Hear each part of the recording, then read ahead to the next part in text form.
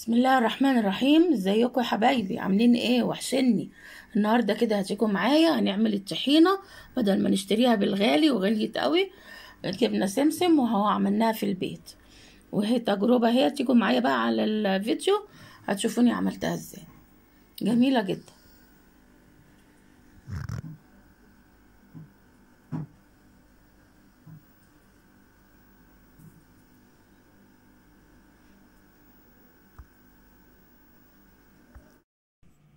بسم الله الرحمن الرحيم. ازيكم يا حبايبي؟ عاملين ايه؟ النهارده كده ان شاء الله هتيجوا معايا هنعمل ايه النهارده؟ هنعمل الطحينه. انا هنا حاطه كوبايتين سمسم ابيض اهو، ده السمسم اللي هو الهندي الصغير عشان ما لقيناش من التاني. ودي كوبايه سوداني، ودي كوبايه دقيق. فدلوقتي هنمسك السمسم نحطه على النار ان شاء الله كده احمصه شويه، مش كتير يعني، تحميصه بسيطه كده. وبعد كده هوت ايه نرجع لكم. اهو يا حبايبي انا كده بحمصه عشان هو كان ساقع متشال في التلاجة بقاله فترة، فهحمصه كده اهوت وهطفي عليه. اهو يا حبايبي برضو هحمص السوداني، حطيته اهو، شلت السمسم وحطيت السوداني برضو رخر احمصه شوية. اهو كده اهوت انا برضو بحمص الدقيق اهو، هديله برضو تحميصة كده يروح منه برضو السقعية بتاعت التلاجة، عشان انا بشيله بخاف ان هو يسوس. اهو يا حبايبي انا كده بقى ايه، هحط السوداني في الخلاط بس عشان صوت الخلاط، هطحنه وارجع لكم. اهو يا حبايبي انا كده طحنت السوداني اهو، والسمسم الاخر بطحنه اهو، بس انا عشان صوت الخلاط هطحن بقى السمسم كله. دلوقتي ايه، ده السوداني اهو بعد ما اتطحن احطه اهو.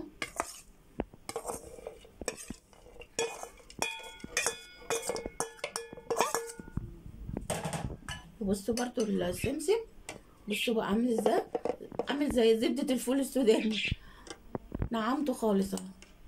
نحط كده بقى ايه، وهنزل عليهم برضو بالدقيق، وبعدين احط الزيت. هنحط بقى رشة ملح كده، حبة ملح،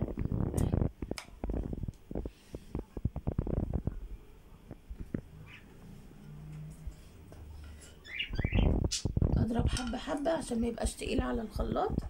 احط كده حبة دقيق واحط زيت.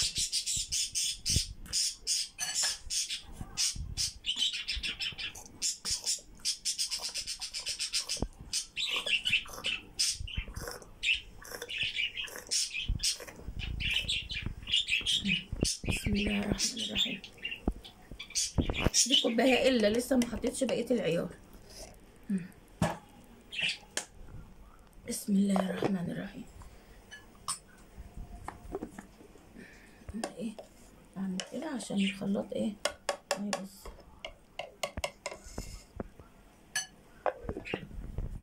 هفضيها بقى في البطرمان. ما شاء الله الله اكبر عليها، بصوا سمكها اهي، بصوا جميله ازاي اهي. بصوا الله اكبر، اكتر من كيلو طحين. انا هاخد بقى الحبه اللي دول هعملهم دلوقتي، هاخد حبه كده واعملهم اوريهم لكم. فين الزبيتول؟ هرجع لكم تاني.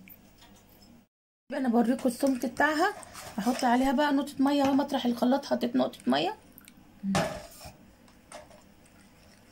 بصوا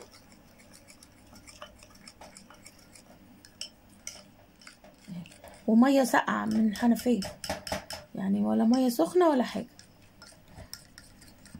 بصوا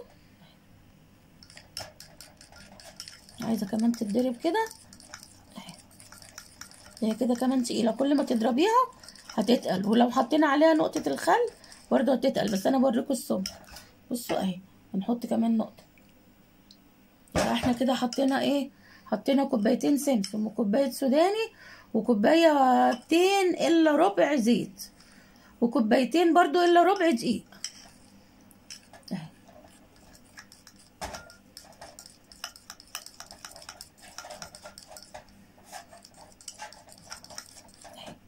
برضو عايزه تتخفى اهي شويه.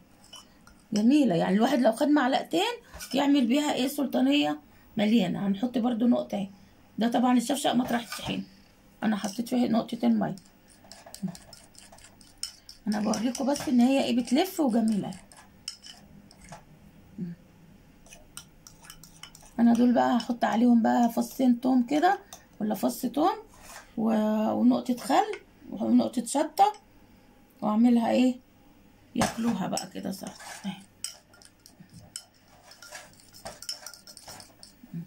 بصوا اهي حلوه قوي.